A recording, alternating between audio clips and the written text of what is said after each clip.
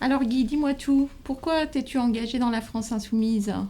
Comme tu le sais, je suis militant au parti de gauche dans l'Oise depuis maintenant quelques années, et tout naturellement, j'ai trouvé ma place au sein de la France insoumise pour soutenir la candidature de Jean-Luc Mélenchon à l'élection présidentielle. Nous avons maintenant un objectif, c'est de donner des nouvelles lois et une nouvelle constitution à la France. Donc les élections législatives sont le moyen d'arriver à cette fin. Et toi, Karine?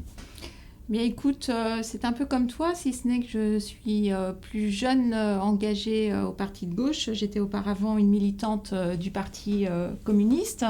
Je me suis engagée dans la France insoumise parce qu'il s'est agi pour moi d'une évidence, après ce que nous avons vécu lors de la campagne des présidentielles en 2012, où déjà je m'étais engagée derrière la candidature de Jean-Luc Mélenchon.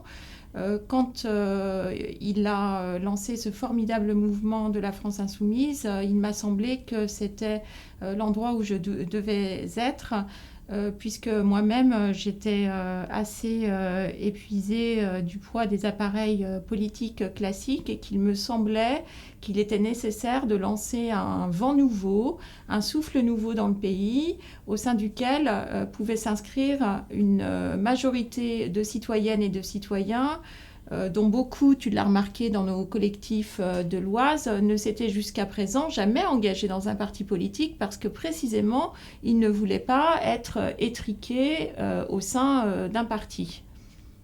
Et je crois que la France insoumise a su réenchanter la politique, ce qui devrait donc permettre au plus grand nombre de s'y intéresser à nouveau.